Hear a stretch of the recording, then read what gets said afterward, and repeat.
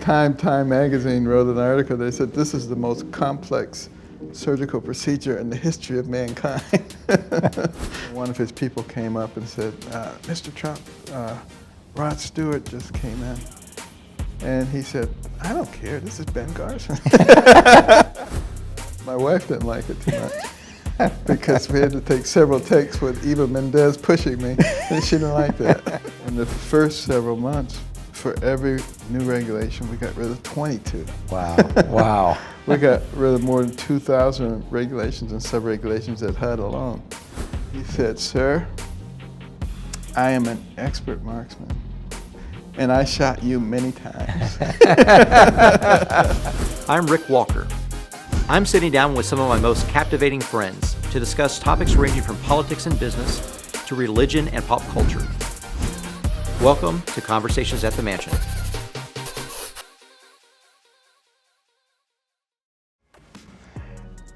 Dr. Ben Carson, welcome to Conversations at the Mansion. Thank you. I'm delighted to be here with you. Well, I always like to start off because from the public's perspective, we see this huge amount of success. We see the 29 years as chief of pediatric neurosurgery at Johns Hopkins. We see the 4 years as Secretary of HUD.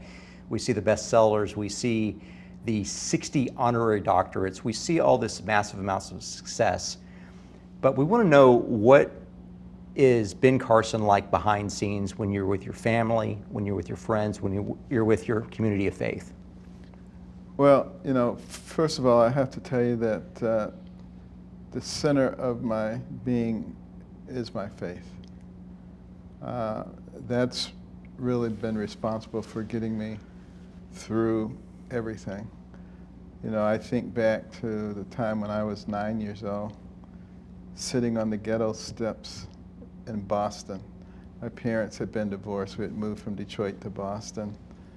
And I was looking through the building across the street because all the windows were broken out. And there was a sunbeam shining through, and it made me think about my future. And I remember thinking it was very unlikely that I would live to be beyond 20 or 25 years. Wow. Because that's what I saw around me. You know, my two favorite cousins were killed at young ages. And it just seemed like that was going to be the life you'd live. And there were so many people who were always so negative. They were always saying, you know, the society is stacked against you. You know, the same stuff that they're saying today, you know, with systemic racism, except then it was true. Yes. Now it's not true. And, but, you know, I had a mother who was so determined. She had less than a third grade education. And, you know, came from a huge rural family. Got married at age 13. Discovered that her husband was a bigamist years later, and of course they got divorced. But there she was trying to raise us by herself, and obviously we had no place to live, and that's how we ended up in Boston with her older sister and brother-in-law, a typical tenement there. But you know, she wanted something better for us, and she worked very hard, 2-3 jobs at a time, getting up, leaving the house at 5 in the morning, getting back after midnight. Wow. She wasn't enamored of the ideal of welfare, and she wanted to be able to do things herself. And after a couple of years, we were able to move back to Detroit, still in a multifamily dwelling in a horrible area, but nevertheless, she was independent. Yes. And she was just terrified that both my brother and myself were terrible students because we lived right at the railroad tracks. The railroad tracks sort of separated the black area from the white area, and we lived just across on the white area, so we went to the white school. And the teachers really didn't expect you to do very well, so, you know, this was like normal. Yeah, you know, I was just a horrible student, and that's the way it was supposed to be, but she wasn't accepting that at all. And she was actually, even though she had less than a third grade education, she was very wise.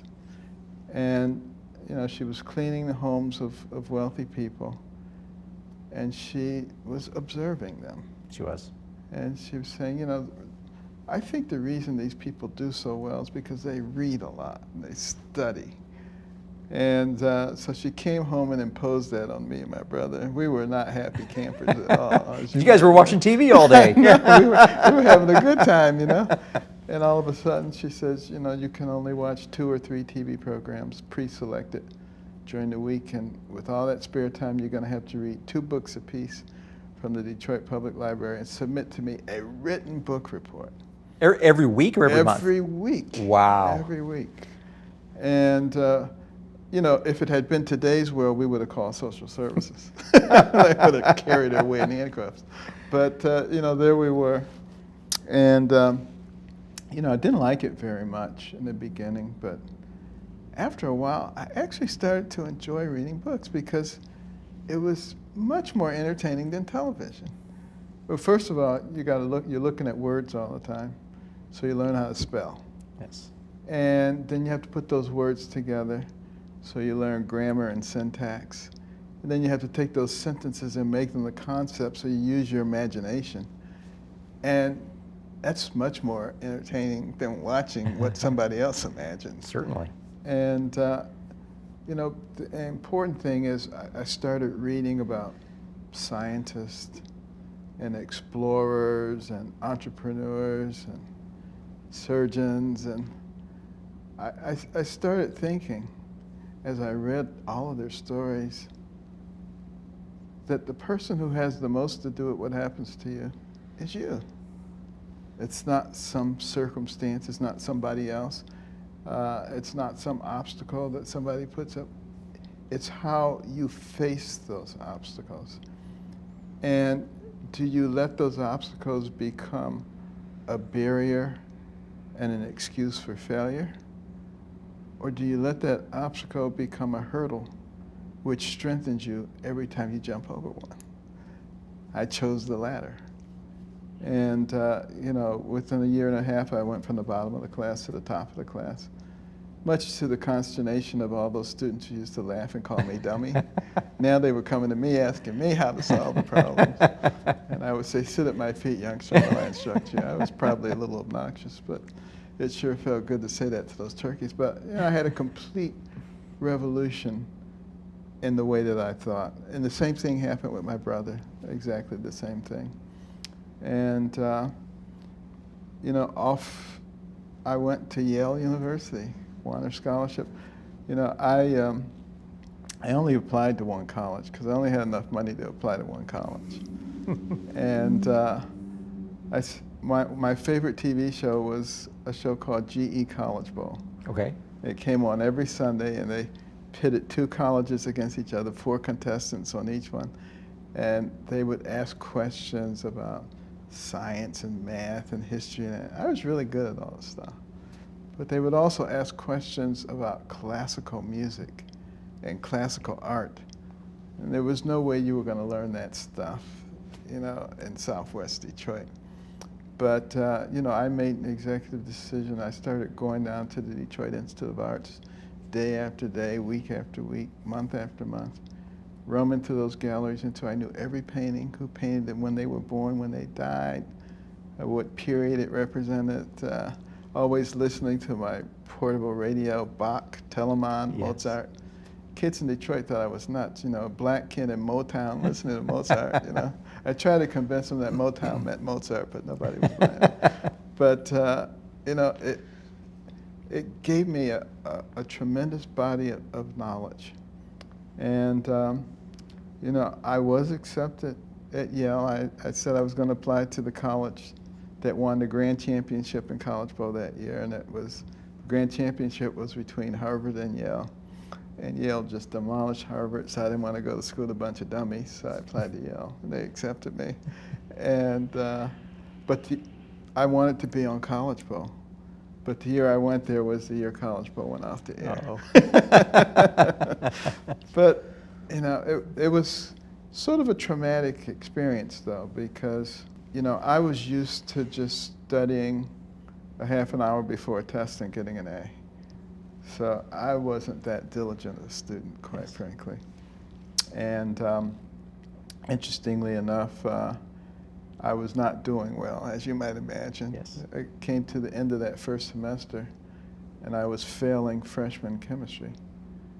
And I was pre-med. And you can't fail chemistry and be pre-med. So, you know, it was the night before the final exams, and I just said, Lord, I always thought you wanted me to be a doctor.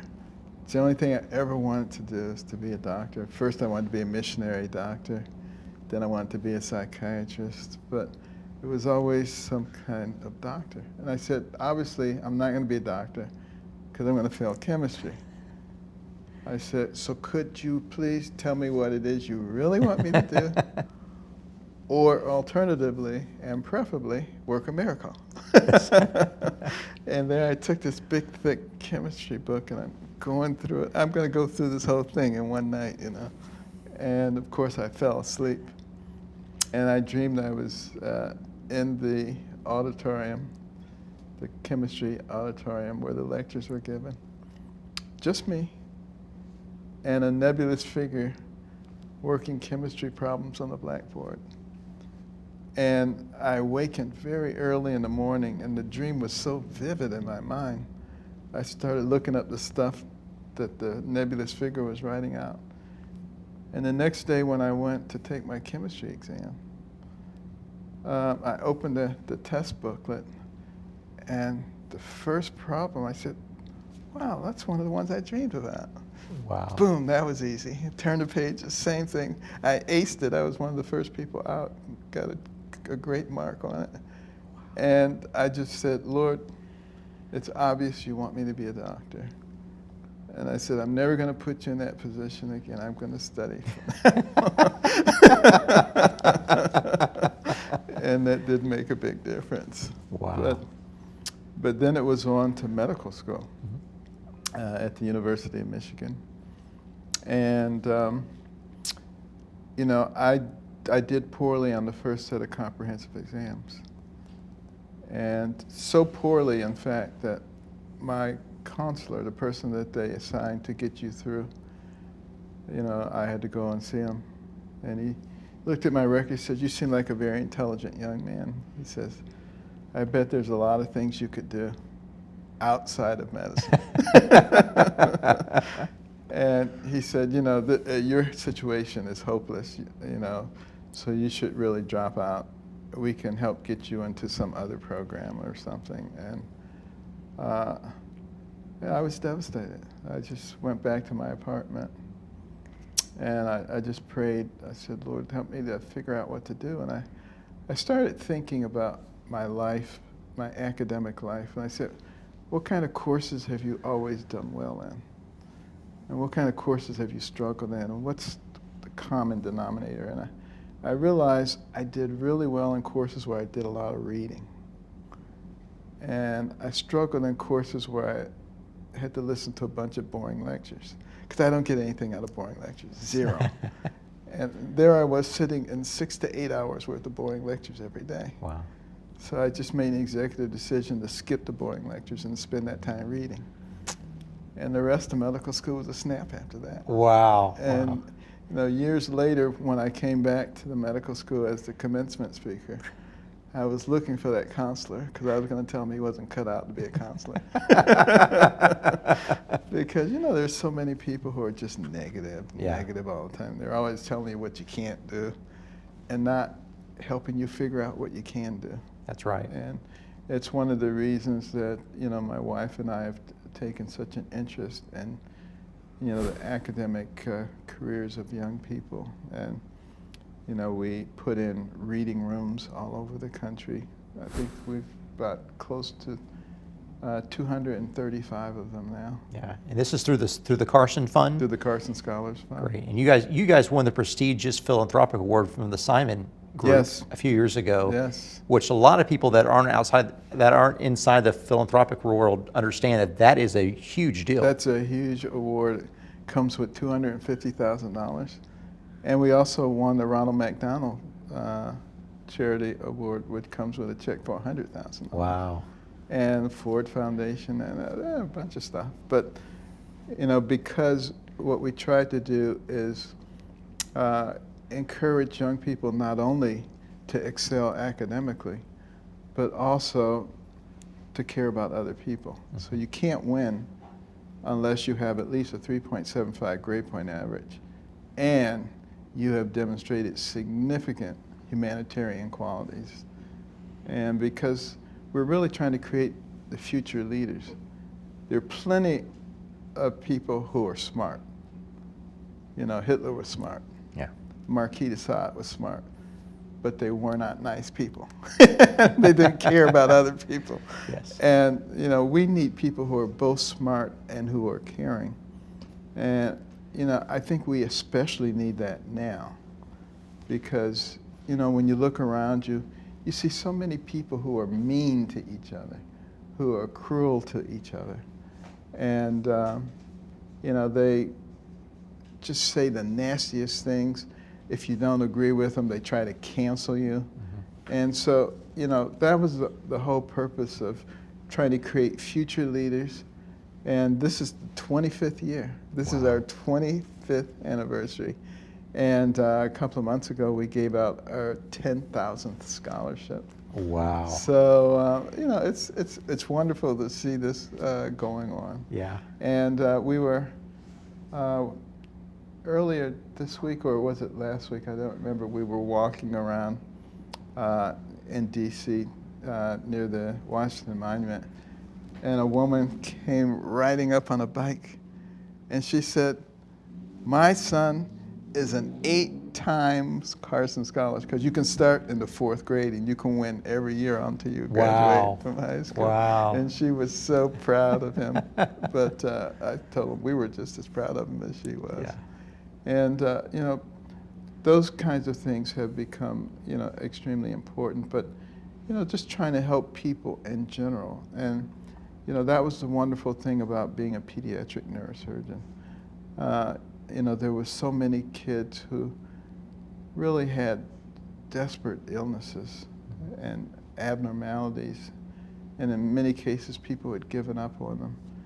And through the grace of God, you know, a lot of times we were able to save them and give them a second chance at life. And there's really nothing more satisfying than that. And I run into people all the time who would come up to me and they'll say, "Dr. Carson, my parents told me that you operated on me when I was a little baby."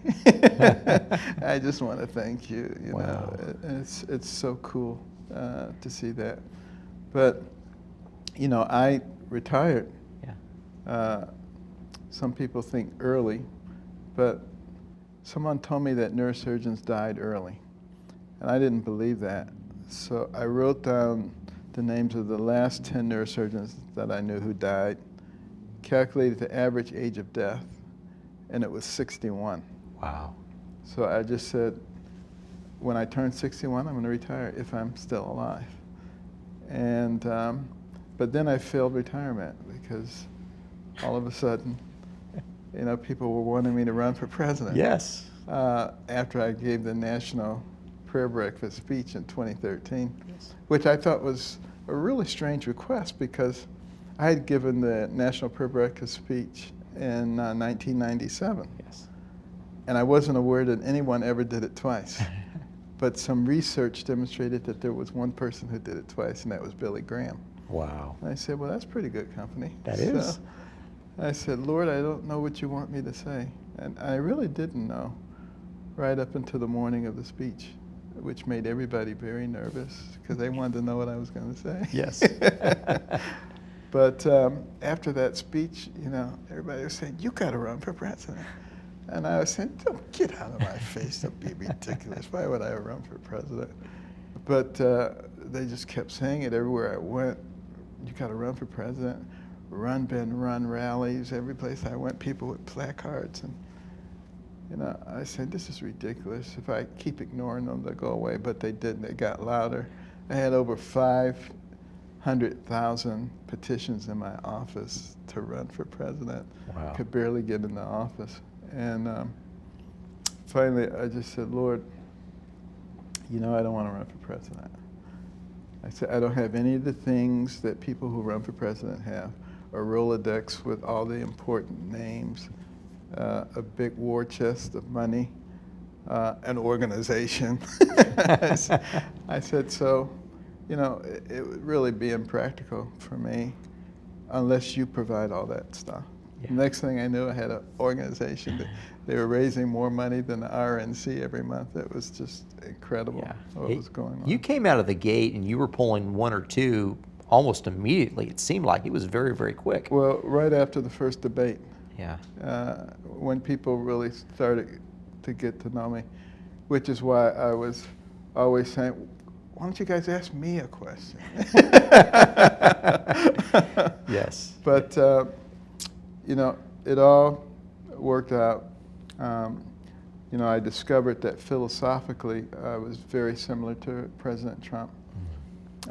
Personality-wise, we were very different, but philosophically, same ideals, particularly about what to do to stimulate the economy and get things going again, and how a rising tide floats all boats. You don't have to necessarily pick this group or that group, just fix it so that it helps everybody. Yes. And that's the way to do things.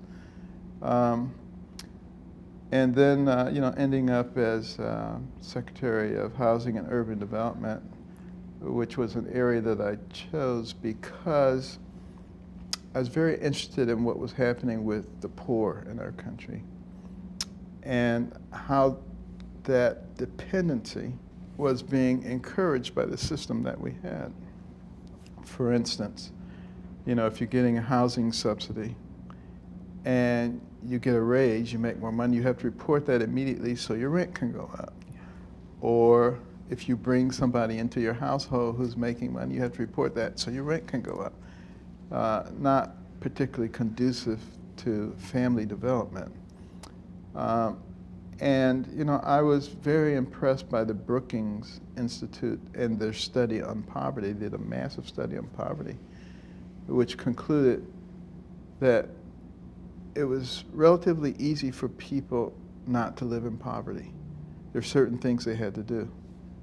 Finish high school, get married, get a job, and wait till you're married to have children.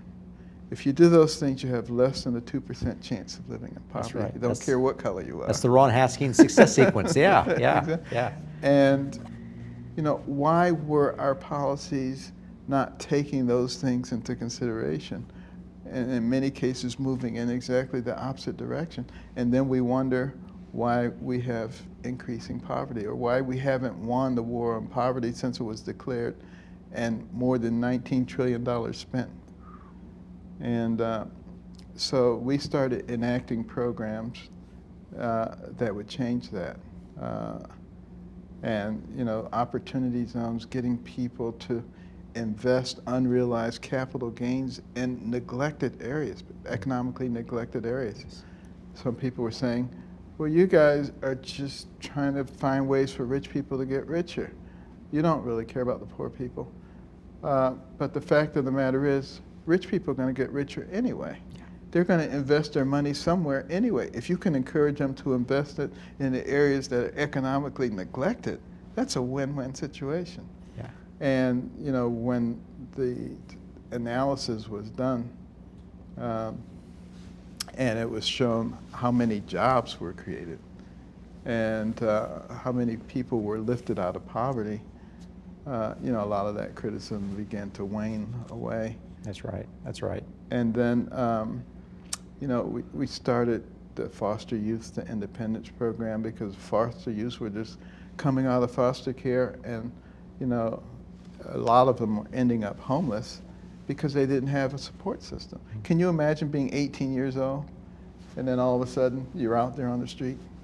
And so, you know, that was pretty awful. Yeah. And then the Envision Centers, where there are a lot of services that already exist to help people, but they're scattered all over the place. Bring them all under one roof, coordinate them, along with the federal and state programs. And then it makes it much easier for that woman who doesn't have her GED but has 3 little kids, come and find out how she can get child care, how she can get her GED, how she can get further training, so that she can become independent and begin to teach that to her children, so you can break those cycles of poverty. You know, all of the problems that we have, I really think are solvable with a little bit of logic and common sense, take the politics out of it. That's right, that's right. Your Senate testimony, going into that, I was trying to reason how it is a pediatric neurosurgeon was going to run this massive organization, HUD. Mm-hmm. But your Senate testimony made it very, very clear of the tie-ins, the implications, the correlations between good housing, affordable housing, children's education, and health. And health.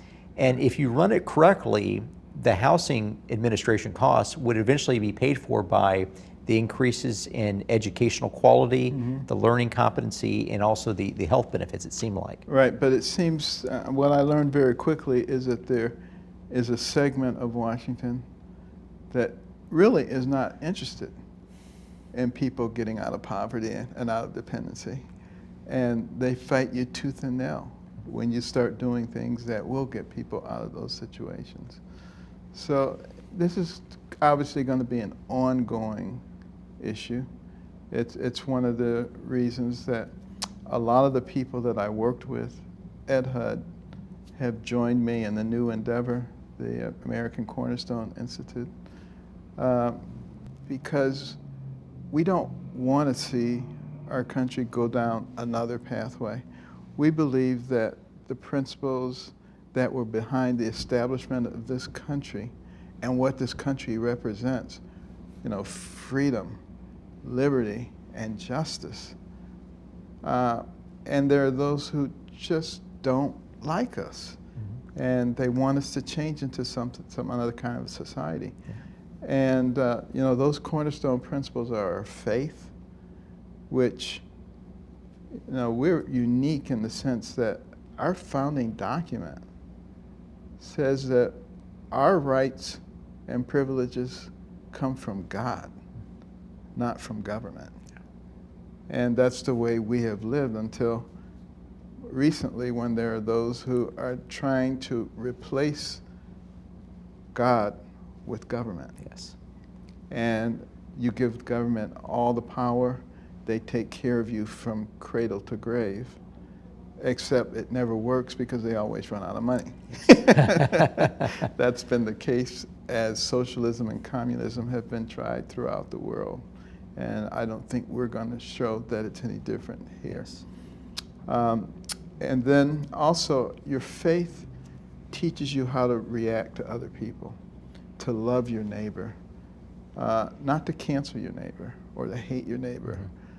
And then the next cornerstone is liberty. People came to this country from all over the world because they were so attracted to the ideal of being able to lead the life that you want to lead, as long as you're not infringing upon somebody else's rights. And that drew people from every aspect of the world. And now we're in the process of changing that. And some people say, well, we haven't lost any of our liberties. Yes, we have. Almost no one is willing to speak freely anymore. It's always, let's see, am I going to get in trouble? Am I going to lose my job? Am I going to get canceled? And, the fact that it isn't the government imposing it, it's big tech and media imposing it with the compliance of the government. Is every bit as effective as the government was applying it. Yes.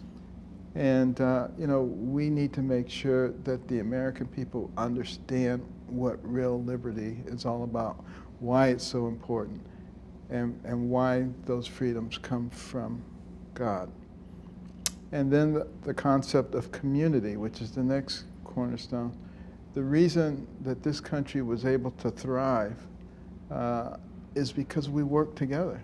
You had small communities all across this nation, from sea to shining sea, in many cases separated from other communities by, tens or even hundreds of miles.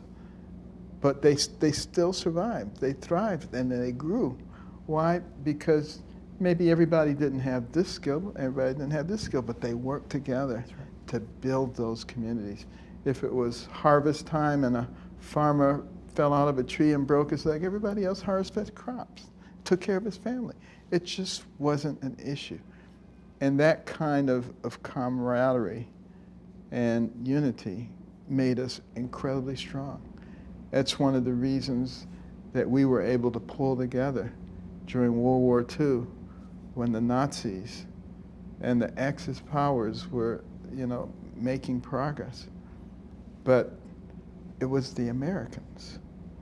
It was the Americans, those young men who were able to go into massive areas of conflict and hundreds, thousands being slaughtered on D-Day when they got to those shores and they were being mowed down. They didn't stop.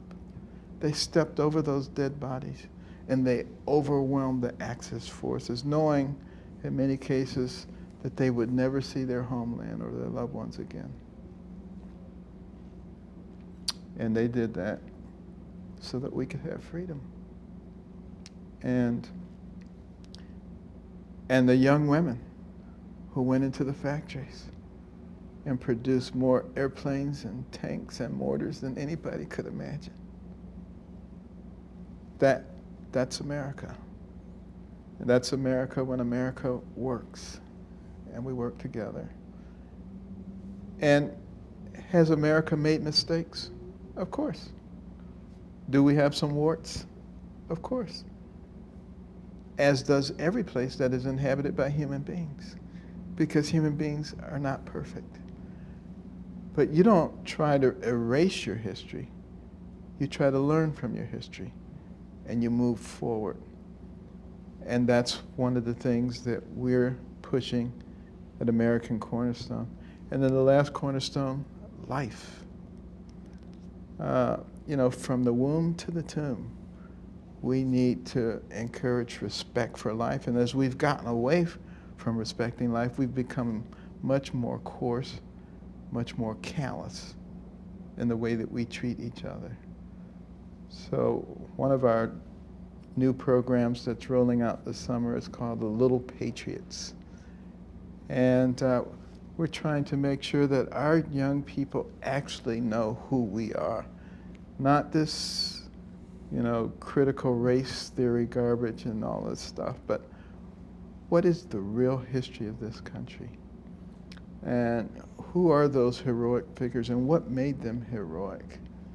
Warts and all. Yeah. We take the whole thing and we look at it. We make sure that people understand what were the driving principles that created a nation that is not this horrible, evil place that they try to make it out to be. Because if it was all that horrible and evil, why would people be forming caravans trying to get in here? Okay. So they could be persecuted? Exactly. Yeah. I don't think so. So, we just have to open our eyes, be logical, bring a little bit of common sense into the argument. Yes. And, I find that our country is sick right now.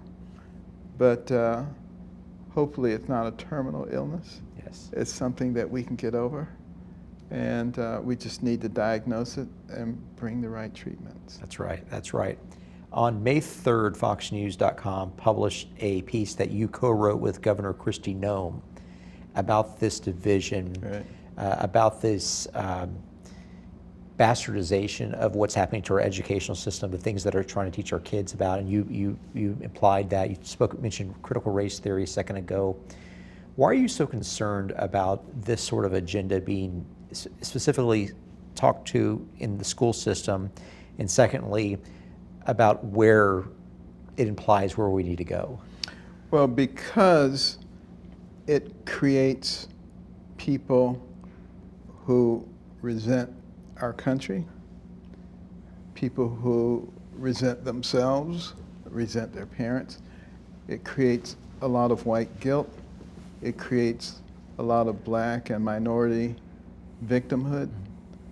And those things lead to terrible policies. They don't lead to unity, they lead to division. And, our nation is incredibly strong.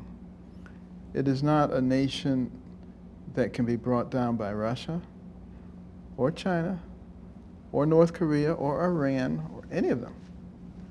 but it can easily be brought down from within. A nation or a house divided against itself cannot stand. Words from Jesus. Yes. Repeated by Abraham Lincoln. And, you know, a house divided never has stood, and it never will stand. And that's why it's so important that we confront this before it becomes the standard of teaching in our country, because our demise will shortly follow that. So we can't be passive. And that's why we're encouraging parent groups.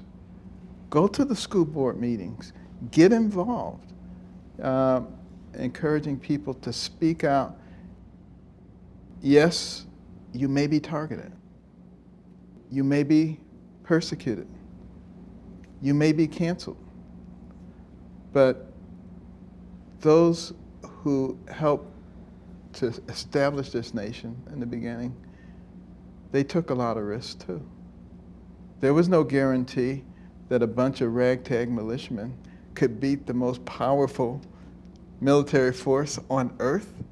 It would be like Cuba defeating the United States. But it certainly won't happen if you don't try. And, you know, you cannot be the land of the free if you're not the home of the brave. You have to be willing to stand up for what you believe in. And you think about Francis Scott Key, who was on that British frigate. And, you know, he knew about the warning that had been given by the British commander to General Armistead at Fort McHenry. He said, "Take down that flag and surrender. If you don't, we will reduce you to rubble." And they had quite an armada out there, and it looked like maybe they could follow through on that. But General Armistead would not surrender. He would not take down the flag, and as the sun went down, the bombardment started. All night long, the rockets and the bombs bursting in air. And at the crack of dawn,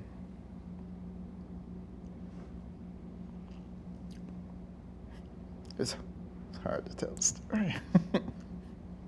But he went out there and he looked. The flag was still flying. Torn and tattered, but still flying.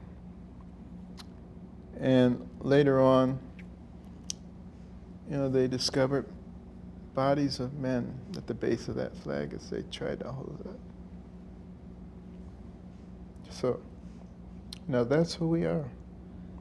That's America. When God decided to make Americans, he said, I want people with a little bit of panache. I want people that are risk takers. I want people that know how to love. Yeah. And so I think just like he created Adam at the very beginning, he created Americans. And it's such a beautiful way to live your life. It is. With taking risks. And I see that in you as well. You know, only the very few people would dare to run for president of the United States. Only the very few would attempt to take the most complex and complicated organism in the entire universe, the human brain, and take two of those and the interwoven connections of them and try to flesh all that out, and also try to keep the most sophisticated organism, two of them, alive simultaneously. Yeah.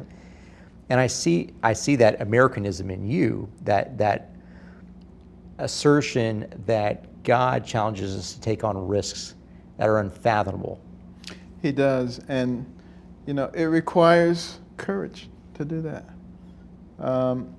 And that's what I'm trying to get the average American to understand. You know, we have something that is at risk right now, and that is freedom. Not only freedom for Americans, but freedom for the world. Because we're the first superpower that has not tried to dominate everybody else. And if we go off the scene, that will change. People don't remember, or people who don't know history don't realize what the world was like before the United States became a great power, with all of these despotic leaders running around crushing anybody they could and taking their resources and dominating their people. And it will go back to that again. But right now we just have to come to the understanding that we're not each other's enemies. We've allowed the media and those who want to fundamentally change our nation to get us to believe that that person who has peacefully lived across the street from you for the last 20 years is now your enemy because they have a different yard sign than you do. Yeah. And that they have to be treated differently. What a bunch of garbage. You know, there's nothing that says in order to be cordial and friendly with each other and cooperative that we all have to think the same things. In fact, I always say if two people believe the same thing about everything, one of them isn't necessary. And you know, how boring would the world be if everybody right. thought the same way that you did? And you know, I say the same thing about, you know, racial diversity. I mean, who would want to go to the National Zoo if every animal was a Thompson's gazelle? Yeah. Or to the National Aquarium if every fish was a goldfish? Who would want a bouquet of flowers if they were all identical? And who would want to get up in the morning if everybody looked exactly like you? That's right. In many cases, it would be a national disaster. So, you know, we should be happy that God gave us variety. And we need to emphasize, as Dr. Martin Luther King said, the content of the character, not the color of the skin. You know, superficial characteristics over which people have no control is absolutely the wrong thing to judge somebody on. Mm-hmm. But things that they can control, that's a different story. That's right. That's one of the biggest insults, I believe, of critical race theories. It takes away the agency. It takes the agency away from the white person by implying that they're automatically racist because of that. Right. It takes the agency away from the African American that that's the way they're being perceived, and their actions and behaviors mean nothing. Right. And when you stop and think about it, you know, that's antithetical to logical thinking. You know, what do animals do? Animals do not have these brains like we do. Anybody who's done animal dissections and have also seen the human brain knows that the really big difference is that humans have these very large developed frontal lobes. And that's where you do rational thought processing. Animals have big, you know, midbrains and things that react. Yes. So they react largely on external visual clues. They don't have the ability to process deeper than that. Yeah. Especially in the present. Yes. In the present, yeah.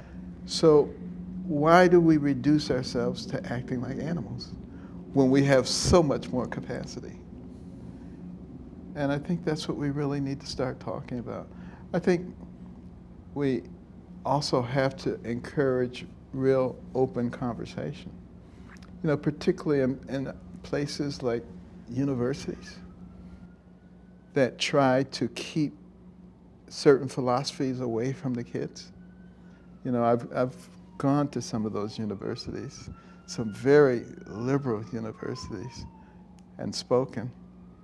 And generally the reaction when I get done, standing ovation, everybody wants photographs, everybody wants autographs. But they don't get to hear that. They just to hear one side of the story. And I think that's one of the reasons that they try to keep logical people off of the campus, because they only want to feed the students one line. Yes. That's the irony of the left this thought process, right? Because when we talk about evolution, they want to say science is superior to Christianity, for instance. But whenever we're talking about the critical race theory, and we point out that, for instance, whenever you account for things like educational work skills, math skills, verbal skills, and you look at African American women compared to white women, you'll see that African American women earn 7% more per hour than white women do when you normalize it for that. Right. But they don't want to hear about statistical sampling in that case. No, of course not. Everything has to serve their narrative. You know, you look at the things that happened last summer, George Floyd and all the other things that happened. They try to make it seem like that's an everyday occurrence or even an every week occurrence. It's not. These are things that are way off the end of the bell curve. Yes. But they go and they take each one of them and they magnify them and try to say, this is why we have systemic racism.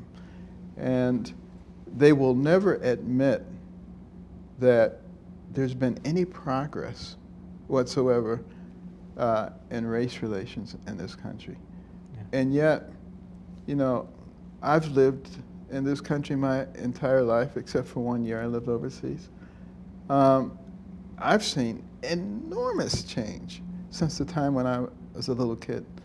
You know, now, you know, you see black CEOs of Fortune 500 companies, black admirals and generals, university presidents of prestigious Ivy League universities. I mean, it's really pretty absurd to sit there and say that things have not changed. And people to actually believe that, they've changed enormously. Does it mean that we've reached nirvana? No, it doesn't. Does it mean we still need to pay attention and continue to move forward? Of course we do. But that's the nature of progress and civilization. That's right. That's right. One of the solutions to the perceived inequality in specifically the poverty levels has come from UCLA. Specifically, there's a lady there by the name of Cheryl Lewis, who is a professor in their law school, that espouses this idea of a Department of Anti-Racism, the DOA, that would essentially be a fourth branch of the government that would be filled with appointees that would have enforcement powers over not only the federal government, but also the state, the local government, and also private citizens. So it would essentially do away with federalism. It would do away with a lot of your amendments, specifically your First Amendment rights to free speech. And it would essentially set up an Orwellian society where you have speech police. And I can't imagine that something like that would be better than the trajectory that we have right now, where you were the most powerful African American in America the last 4 years. Obama was the most powerful African American member the previous 8 years. And it seems like problem solved already, but they want to make an even bigger potential problem. Well, they need to create friction. They need to create chaos in order to justify changing the system. And also, they need to create victimhood in lots of different areas. So they drive wedges between us based on race, based on income, zip code, religion, age, virtually any demographic they can find. They want to drive wedges to divide the population, and then to take each of those divisions and try to make them think that they are their savior. Yes. And ultimately, they want complete control, complete power, domination over people's lives. And I don't think, quite frankly, that most Americans buy it. But because the media gets to do the broadcasting, they tend to emphasize only what they want to emphasize. So it tries to look like the majority of people believe the way that they do, and that's not the case. And that's why it's so important for people to stop cowering in the corner and hoping no one calls them a racist or some other epithet. Yes. I'm very uncomfortable speaking about it. It's right, and white men have been very uncomfortable speaking about it because of cancel culture. Exactly. And so it's tough to solve a problem that you can't speak about. And that's going to have to change. Yes. And the more people who start speaking about, the better. Mm-hmm. And the media, I'm hoping and praying that they will actually come to understand. Maybe they'll read history and recognize that when the communists and the socialists come to power, the first thing they do is control the media. Yes. Maybe they will realize that before it's too late. I don't know. Yes. But I actually am optimistic, which is why I'm out there doing all these things. It would be much easier to retire and put my feet up and play golf and enjoy life. But I really don't think that I could enjoy it. Yes. Knowing what awaited the next generations of Americans. You spent your entire life so far helping the next generation, helping kids, whether it's as a pediatric neurosurgeon or in HUD, all the work you've done to help kids have affordable housing, to better their education, the Carson Scholarship Fund. What is your philosophy of a quality education as one of the 5 tenets of the American Cornerstone Institute? Well, the reason that a quality education is so important is because it doesn't matter where you came from. You can come from the worst ghetto, you can come from Appalachia. It doesn't matter where you come from. If you get a good education, you write your own ticket. You become valuable in the society. And that's what we try to get people to understand. I used to always say, and I still do, I tell some of the minority students who think they're being discriminated against, I said, why don't you concentrate on some of the hard sciences? Calculus, the right answer is the right answer. It doesn't matter what the teacher thinks. That's right. But, with critical race theory, now they're trying to say,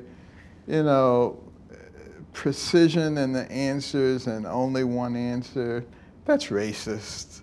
That's just white supremacy stuff. And I can't even believe some of the stuff that they're purporting to spread to our society. That's right. And I'm just hopeful that people will be a little smarter than that. That's right. The other thing that I think is so important, I have to come back to it again, and that is the concept of faith. It really is such an important part of who we are as Americans. When de Tocqueville came to the United States, came to America to study us, because the Europeans were fascinated with our country. They were saying, how can these people be making so much progress so quickly? What the heck is going on over there? And, he was so impressed with what people were hearing from the pulpits of America and the tremendous value that we placed on faith and family and community, and how that made us into incredibly strong people, willing to take on all kinds of adversities and to conquer them. And when we throw away that faith in God, it has to be replaced by something else. And the likelihood of that something else being as good as God is incredibly small, which is why I think we're seeing so much turmoil. And it also divides us because we don't have that common thread which binds us together. But it will go away very quickly if we don't talk about it. And during this COVID fiasco, where so many tried to cancel church while saloons were open. You know, we can't allow that to happen. And we have to continue to push those values of decency that allow us to have an improving society at all times. And so when we say we are one nation under God, we have to make that true. When every coin in our pocket and every bill in our wallet says, "In God we trust," we have to make sure that those are not just words that roll off of our tongue. When we look at the Declaration of Independence, our founding document, and it tells us that our unalienable rights are given to us by our Creator, aka God, and what that has meant to us. When we go back and we look at our history, we look at George Washington as a young officer courier during the French and Indian War at the Battle of Monongahela. And all the other officers who were working for General Braddock, the Americans and the English were working together at that time against the French and the Indians. And all the others were shot and killed. George Washington, on the other hand, kept riding back and forth and never suffered an injury, although after the battle, he had 4 bullet holes in his petticoat and bullet fragments in his hair. And years later, he was coming through the area. He had gained quite a lot of fame. He still wasn't president yet, but he had gained a lot of fame. And Chief Red Hawk, one of the chiefs during the French and Indian War, was very elderly at that time. He made the trip. He said, "I had to meet this man." And he said, "Sir, I am an expert marksman, and I shot you many times." And after a while, I told my people, I said, "Just hold your fire. It doesn't matter with this man." He said, "I needed to meet the man who is protected by the Great Spirit above." Wow. And that's the story of the bulletproof Washington. Wow. And there are many other amazing stories involving the development of our nation, the Battle of Long Island, when Washington was down to his last battalion, and they were surrounded on land and on sea, and it looked like it was the end. The British were closing in. And meteorological records indicate that that evening a dense, mysterious fog fell over the area. It didn't lift in the morning. It stayed there until he was able to escape and all of his men. And some people say it's coincidence. It's not a coincidence. There were so many episodes. And I think God has blessed our nation, but God never forces himself upon people. And we have to once again grasp the significance of having a relationship with God, and how that inspires and informs our relationship with each other. That's right. That's right. You know, God didn't necessarily come to make bad men good. He came to make dead men live. Mm-hmm. And it's our decision whether we're going to live like that. Exactly. Like I said, he doesn't ever force himself upon us, but he has made eternal salvation available to people. And, you know, I've had a lot of discussions with scientists about God. Even had a public debate in Hollywood. Myself and Francis Collins on one side. Wow. And Daniel Dennett and who was the other? The famous atheist who wrote The God Delusion. Dawkins? Dawkins. Yeah. Right, on the other side. Wow. And we had quite an in-depth discussion, and at the end of the discussion, I said, well, I think you won the argument because you convinced me that you came from a monkey and I came from God. That's great. And of course the audience just cracked up and he was just so mad. But I don't demand that everybody believe the way that I do, but I say, why not apply a little bit of logic and common sense? How did we get here? Just poomp and we were here? And something came from nothing? And it was completely ordered? Yeah. Such that our planet rotates around the sun every 365 days and rotates on its axis every 24 hours. And it's at a perfect distance from the sun so that we're not incinerated. And I mean, it just goes on and on. It does. How does that just happen? Yeah. Particularly in light of the second law of thermodynamics, entropy, which says things move toward a state of disorganization. Yes. So you have a big explosion and everything becomes perfectly organized? I don't think so. Well, they like to even dismiss the laws of thermodynamics and even cause and effect. If the Big Bang happened, that was an effect. What was the cause? Right. If that was the first instance of something natural, something outside of nature must have struck down into nature like lightning Right. and caused it. And the Latin phrase is ex nihilo nihil, out of nothing, nothing comes. Mm-hmm. Exactly. And also, people say, how can you make this congruous with the Bible? Yeah. How can the earth be millions and millions of years old? And, the Bible says it all happened in like the last 6,000 years. But the Bible doesn't say that. The Bible says, in the beginning, God created the heavens and the earth. The earth was void, without form and void.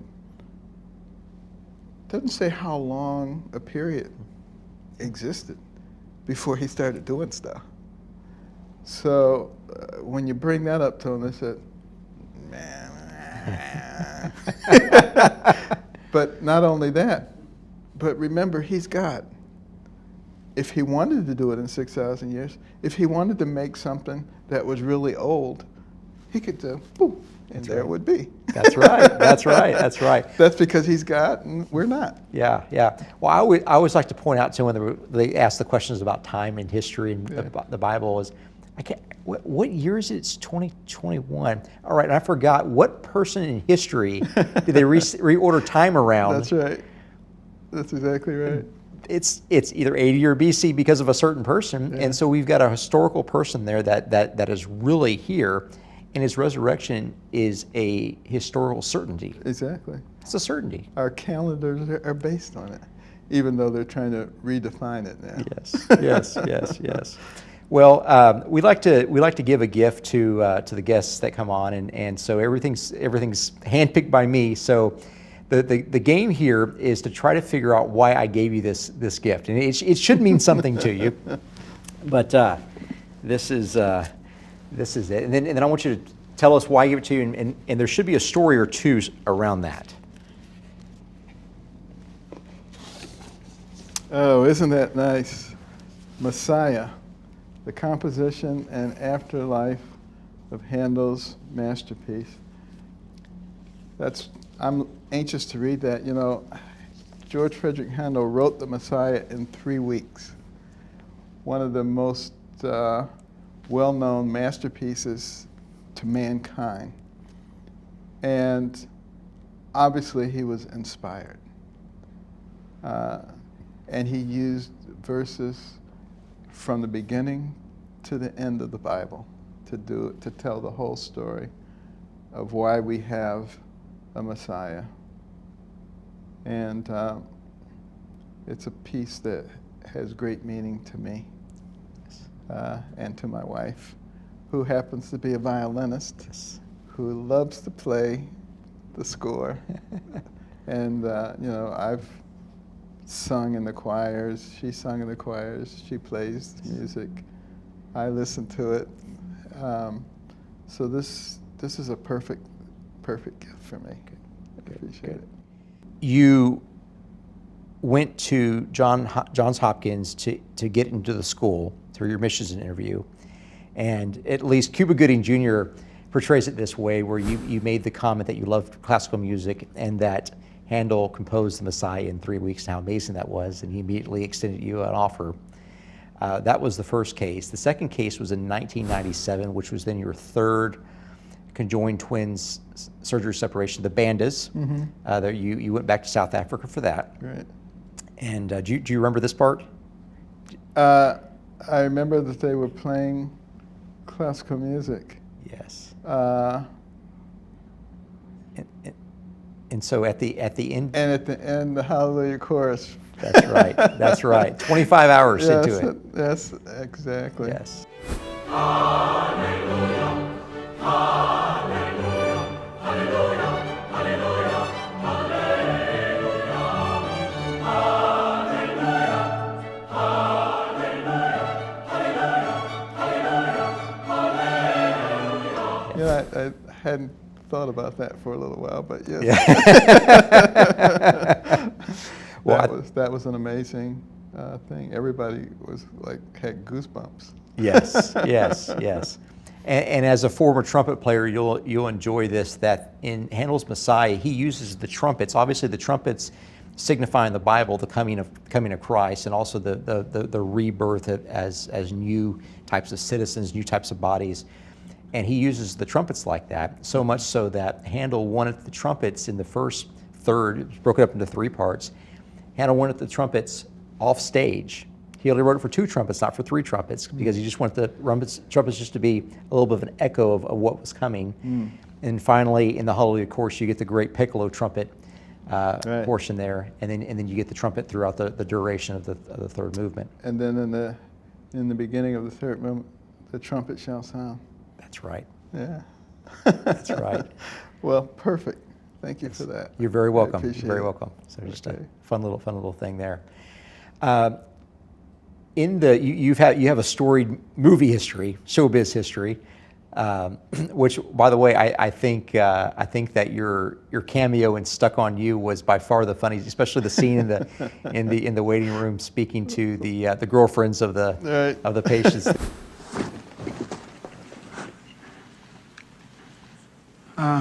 Look, I don't quite know how to tell you guys this, but we lost them. Dr. Carson, good news. We found Bob and Walt. Someone took them upstairs. Oh, fantastic. By the way, the operation was a smashing success.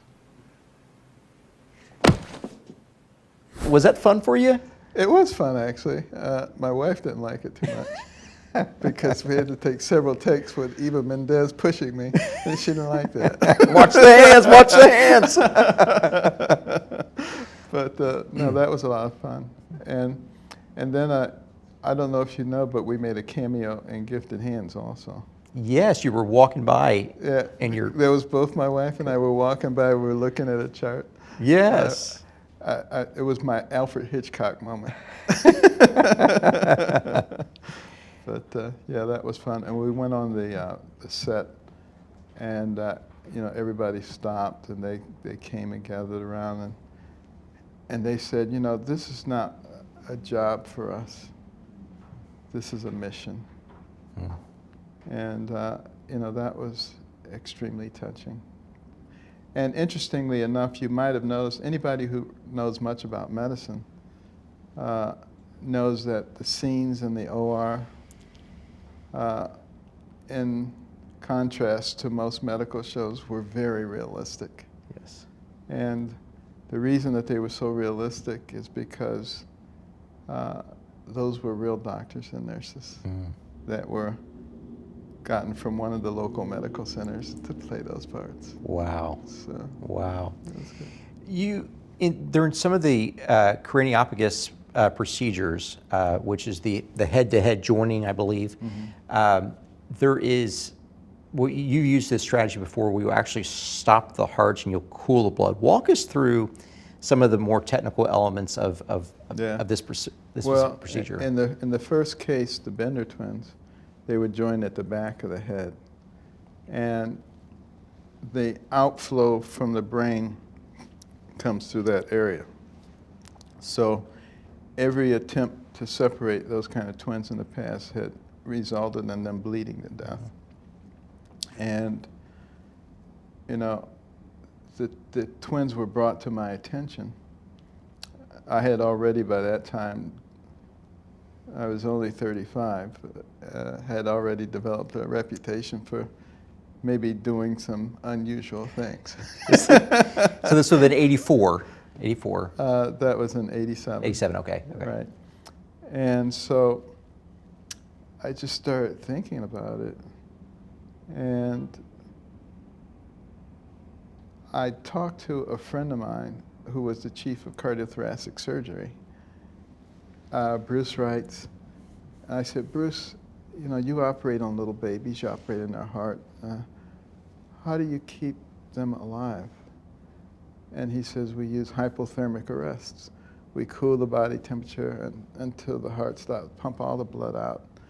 On an infant heart, we can operate up to 1 hour before we have to warm the blood up, pump it back in, and then we shock the heart back into pumping again. And, you know, I just started cogitating on that, and I said, you know, what if we were doing a separation, when we got to the part where we had to cut through those vessels, we went on hyperthermic arrest, and then we were able to cut through and reconstruct all of those vessels in less than an hour and pump the blood back in and start the heart up. And, you know, I explained that to everybody, and they said, you know, that could potentially work. Which just sounds just completely insane, doesn't it? It does. Yeah, at the time, Time magazine wrote an article. They said, this is the most complex surgical procedure in the history of mankind. But it worked. It worked. Wow. Wow. And, you know, we tried to do the same thing with the Makwaba twins in South Africa. They were deteriorating very rapidly, and they were joined the same way. Yes. But when they opened the chest to put them on hypothermic arrest, they discovered that one of the twins' heart wasn't working. So the other one was doing the work for both twins. Mm-hmm. And that's the reason they were deteriorating rapidly, because as they grew, they were going to congestive failure because the one couldn't pump for two bodies. And so we got them separated and sewn up, but of course the one with no heart function immediately died. Yes. The other one was okay in the beginning, but then started having seizures, and it turns out that the one that didn't have any heart function had all the kidney function. Mm-hmm. And the one that had the heart had no kidney function. So after a few days, that one died. Wow, wow. And I remember I was just devastated. I remember flying back, and I was saying, God, you know, anybody could fail. You didn't need me to come over here and fail. But, you know, it was a couple of years later that the Banda twins. 1997, yeah. Out of Zambia. Mm-hmm. Right. And, of course, we had everything in place for the other twin case, including the teams, the international people who were able to bring them all back together. You brought them back to Medusa, where you had done the surgery in 1994. Mm-hmm. Okay. And, of course, this time it was highly successful. But it never would have been had we not done everything in preparation for it for the previous case. Wow. And sometimes, you know, we don't necessarily understand why things happen, but God does. Yeah, yeah. You made a somewhat unconventional choice within the Banda's procedure regarding the shared sinus,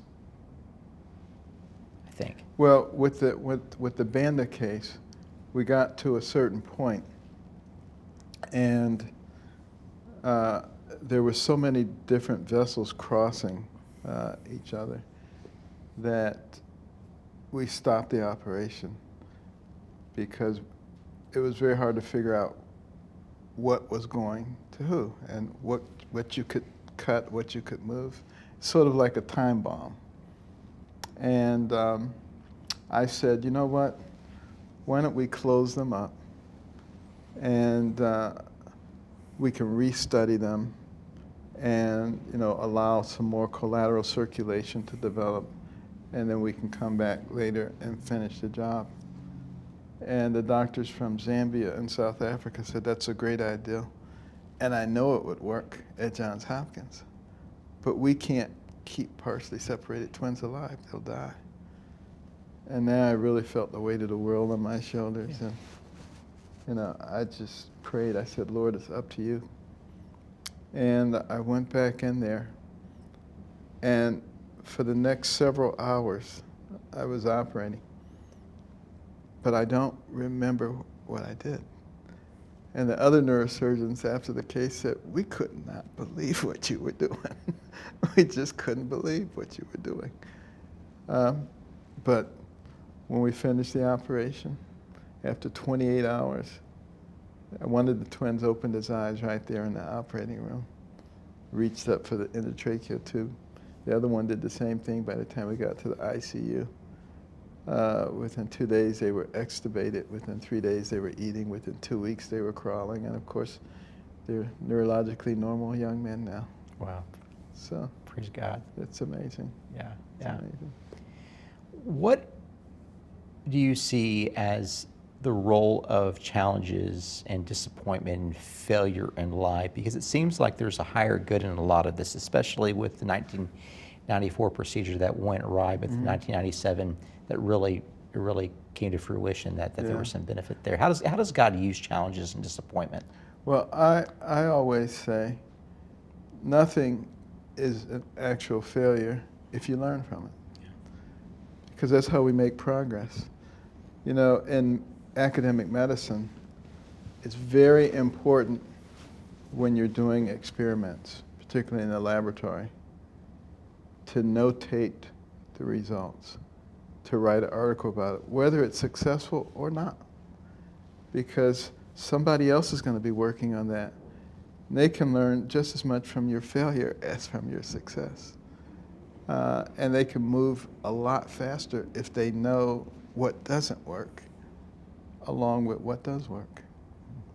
So, failure is a part of life, but it's the way that you react to it that makes the difference. There's virtually no one who's done anything of significance that doesn't know failure. Nothing ever works 100% all the time right up the line. But there are a lot of people who get discouraged by the failure, and they stop.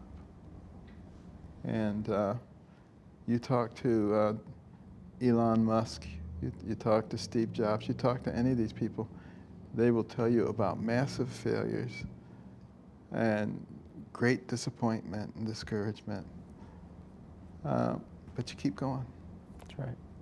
It's almost that God called you to run for president. He didn't tell you you would win. He told you to run. That's right. And, when I think about it and I dissect it, I developed, an enormous following during that. And when I dropped out, they were all very disappointed. And people kept sending money even after I dropped out. I could, please stop sending me money. But when I threw my support to Trump, there were a lot of people said, no, we can't. But we convinced them to go with him. Yeah. Because if that hadn't happened at the rate that things were going, we would have ended up with a brokered convention. Yes. And if we had a brokered convention, the other side would have won. And they would have gotten 3 Supreme Court picks. And I think that would have finished us off. Because what do you need to really fundamentally change a society, you have to gain control of the educational system, control of the media, and control of the judicial system. They would have had them all. Yeah. It would have been over. So we've had a little reprieve, but it doesn't mean that we can relax. And, you know, I always say this is not about Republicans and Democrats. This is about people who believe in America, the concept, the idea, and those who don't, Mm-hmm. and those who want something else. And people need to understand this is a much bigger issue than anything that we have ever faced before. This is every bit as big as the Civil War. You're one of the few people to run for president in a serious manner. You participated in 10 of the 12 Republican primary debates before Super Tuesday. You were in a room with these people for a year or so. Who were the real personalities backstage? Because you were always in the tier A. You were never in the tier B. Right. So you generally had about 10 candidates or so with you. Well, of course, Donald Trump. He was a major personality from the very beginning. Yeah.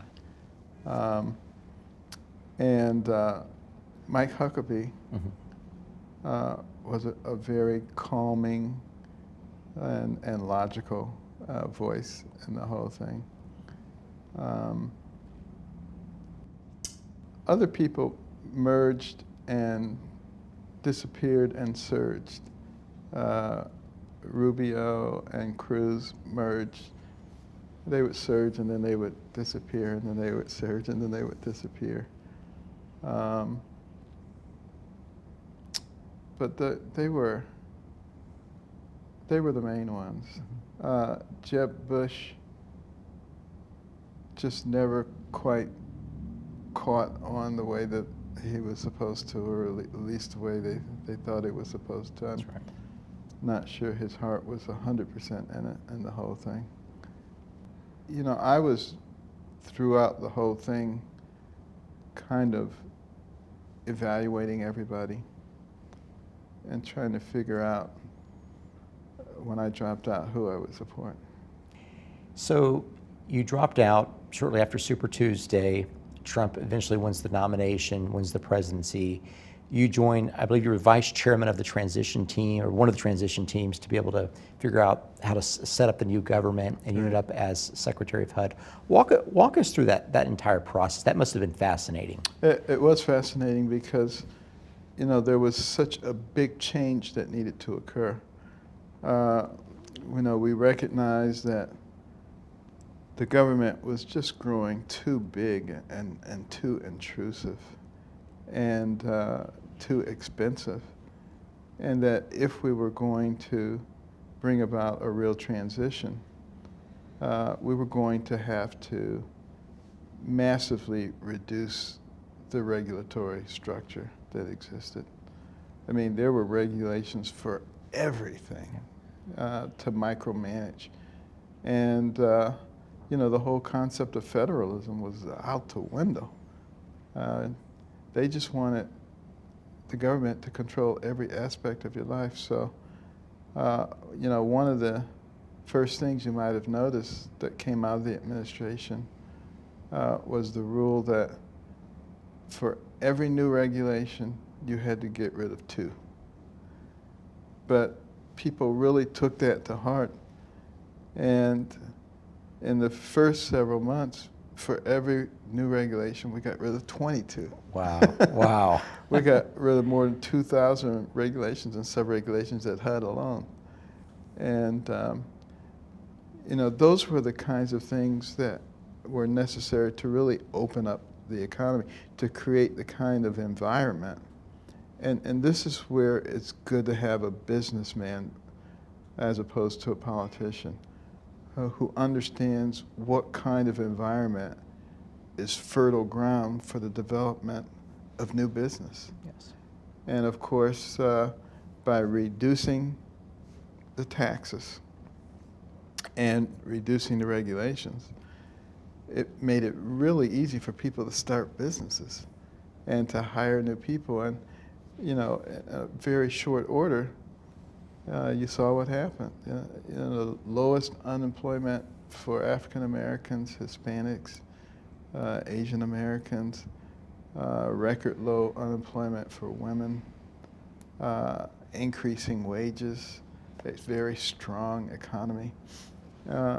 And those are exactly the things that I had talked about when I was running. So I was so happy, to see that. And, we had real alignment in terms of how that should go. That's right. And I think you, Wilbur Ross, and Stephen Mnuchin were the three guys that survived the entire 4 years. And Sonny Perdue. That's right. That's right. That's right. Well, but it looks like if you look at the 2017 Tax Cuts and Jobs Act, it looks like a lot of that, the opportunity zones that you mentioned, the capital gains treatment changes, all of that just has yours and Stephen Mnuchin and Wilbur Ross's hands all over, fingerprints all over it. It's been phenomenal for the economy. It was amazing how effective it was in terms of new job creation, in terms of lifting people out of poverty, in terms of increasing wealth, because there were 8,761 opportunity zones. Yeah. And when you haven't heard very much about it in the new administration, No. even though they saw the tremendous results. And people stopped complaining about it, about a year and a half ago because they were seeing the results. Yes. But, unfortunately, when you throw politics into the mix, bad things begin to happen. And that's why it's so important, I think, for people to see in juxtaposition what happened with the last administration and what's happening with this one. Mm-hmm. Yeah. They need to see the difference. Yeah. Because otherwise what happens is you just slowly, like the frog in the saucepan, slowly get cooked. You slowly slide towards socialism and communism. The next thing you know, you're there. Now it's like slapping them in the face with a cold fish and see what's happening. And I think that's actually going to be a good thing for our country. Yeah. I mean, you originally brought up the Opportunity Zones program. It's a phenomenal program. Let's specifically what has to happen here. So you somehow trigger a capital gain. You're an investor, you're a mom and pop, you sell some stock, you sell a collectible, you trigger that. You can either pay taxes on it immediately or you can defer it for 7 years and get two step-ups basis. Or basically, if you take the investment of the unrealized capital gain and you leave it in for 5 years, you get a 10% decrease in the capital gains taxes that are needed. If you leave it in for 7 years, it's 15%. And if you leave it in for 10 years, you don't have to pay any capital gains on the new money that was realized as a result of the investment. So it's a tremendous incentive. And it was anticipated that it would attract $100 billion worth of new investment into these opportunity zones over a 10-year period. In the first 2 years, it attracted $75 billion, three-quarters of that amount in just 2 years. It was a phenomenal opportunity. Those are the kinds of things that a federal government should be doing in order to eliminate poverty, in order to provide opportunities, for the downtrodden. Not programs where you just hand people money and do things that aren't, encouraging them to climb ladders of opportunity or have lasting impact. And I think that's one of the reasons that the previous president was hated so much by those who advocated for the status quo. This was pretty far out of the status quo, Yes. the way we were doing Yes. things. But they were working. Yes. And they were working very quickly and Yeah. very And effectively. they were targeted pretty specifically at these census tracts that had economic issues, a certain percentage of the poverty level, I believe, that the governors could nominate to the federal government. Maybe it was Right. Stephen Mnuchin's team that was. Right, they were able to take 25% of the places that had significant amounts of poverty and designate them as opportunity zones. And you know, the plan was to, as you got these places built up, to add more, and just to keep the ball rolling. Yes. Until you finally were able to, you know, eliminate all of those kinds of blighted areas. And Yeah. it was a good plan, and doesn't, you know, mean that we're not going to be able to get back on that pathway in the future. Yeah. But I think when we do get back on that pathway, there'll be fewer skeptics because they will have been able to see what happens with the other way of doing things. Yes, yes. So you have a really unique position because you're one of the few people that work directly with Trump on a regular basis. What was that relationship like? First of all, people should know that Trump is a really nice person. He's a really fun person to be around. And he actually cares about people. And the way I really first discovered that was when I went to Mar-a-Lago for the first time. That was before either of us got into politics. And you know, he and I were talking, and you know, he was just so cordial. And one of his people came up and said, "Mr. Trump, Rod Stewart just came in." And he said, "I don't care, this is Ben Carson." But, you know, and talking to his people, the people who work there, the people who park the cars, the people who fix the food, they just have so much love for him. And, you know, that doesn't, you can't fake that. Mm-hmm. He does things for people. There was one time his limo had a flat tire, and you know, a fella stopped to help them get it back on the road, and you know, Trump wanted to do something for him, and he said, no, it's all right. So Trump said, well, at least let me send your wife a bouquet of flowers. So give me your address, and he said, okay, well, we can do that. And the next thing you know, the guy got a bouquet of flowers with a note in it that Trump had paid off his mortgage. Wow. Wow.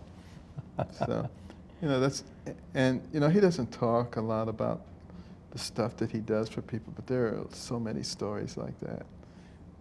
You don't do that unless you have a good heart.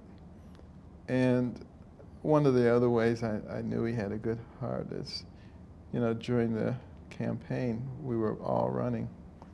You know, at one of the debates, I couldn't hear my name announced, so I was just standing there. Everybody else gladly walked past. He didn't. He came and he stood with me until they managed to straighten it out, what was going on. Wow. He was the only one who complained about the fact that the moderators of debates were not asking me questions. Yeah. And everybody else was delighted they weren't asking me questions. Yes, yes. So, Well, and you and Trump are the only two to go up against CNBC and try to get changes. You both threatened that we're not showing up unless you do these handful of things. So you mentioned mortgages a second ago. As Secretary of the Housing and Urban Development Administration, you being a conservative, you have to use federal tools. Conservatives are traditionally limited government folks, but you're relying on low interest rates, which involve the Treasury, the Fed. You're relying on economical means to be able to effectuate change, get limited low-cost housing, low-cost multifamily developments done through your partnership with Fannie and Freddie.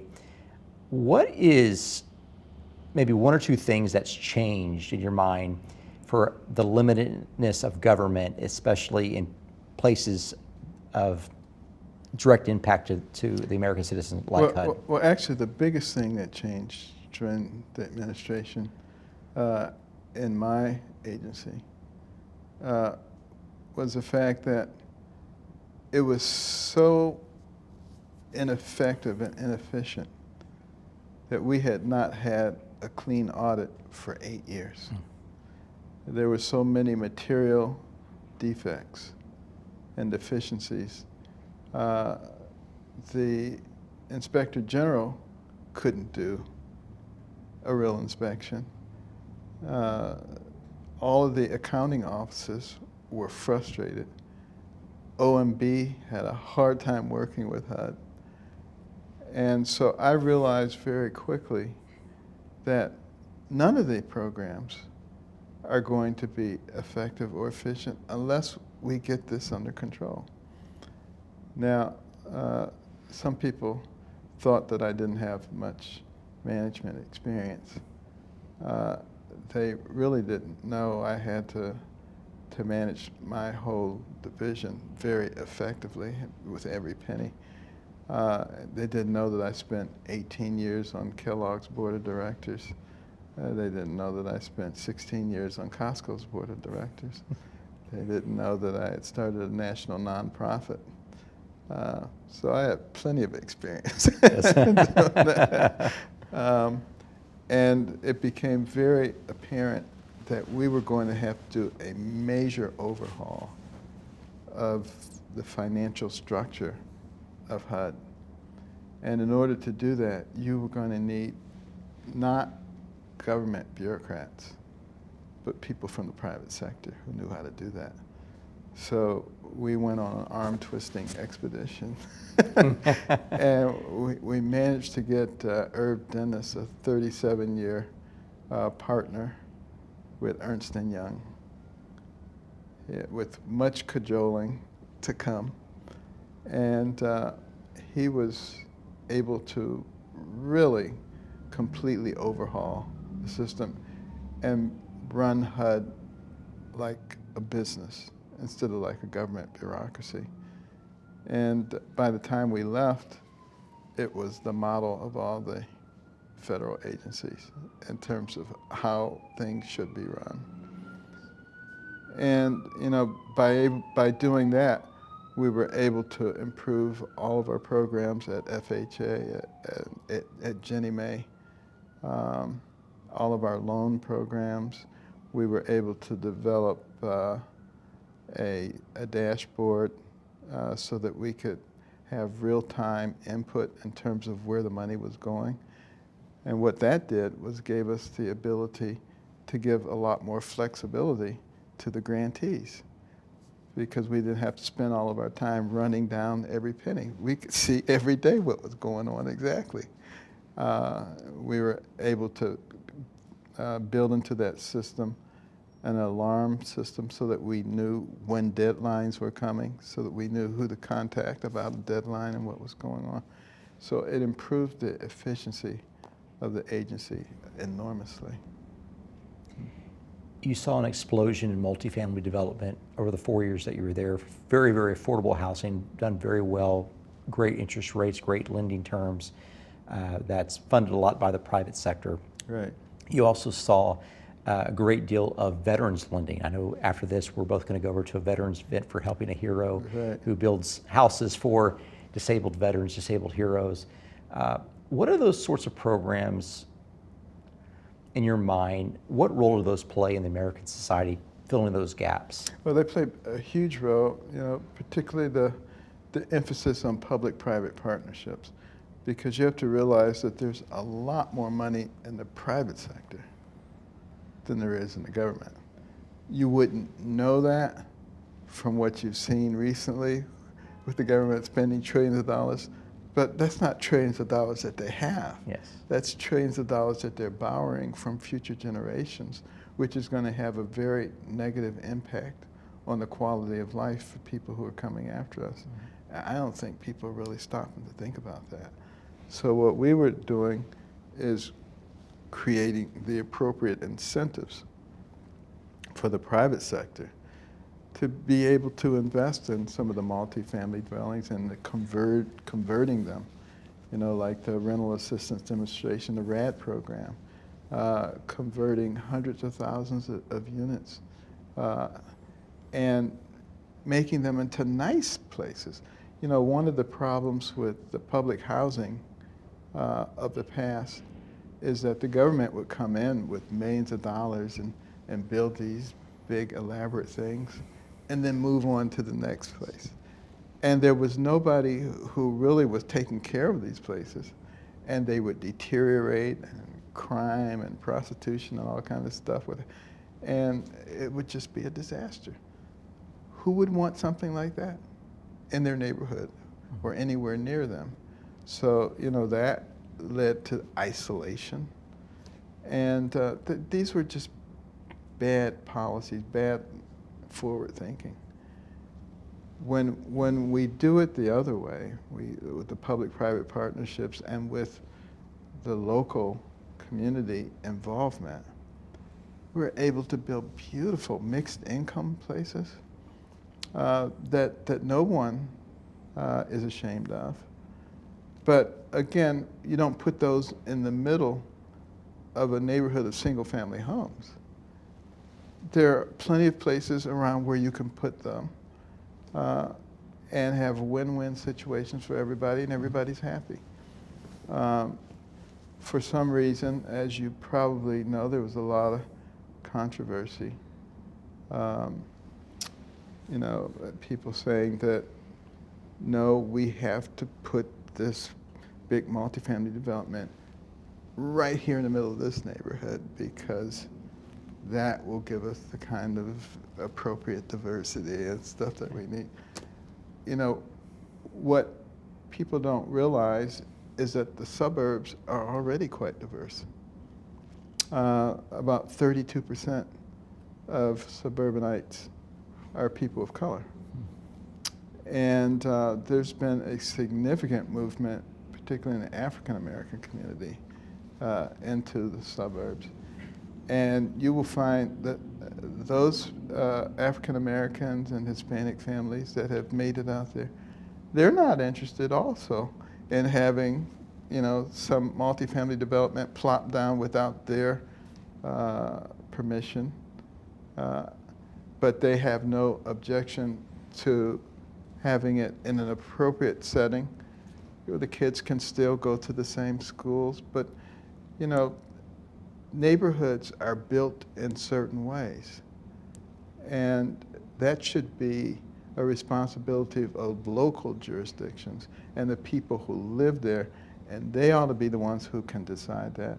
And where they have decided that, they've built beautiful neighborhoods, mixed income, mixed race neighborhoods in a beautiful setting where everybody's been happy, but let them do it themselves. Don't impose stuff upon them. And, you know, that was something that, you know, we really tried to emphasize.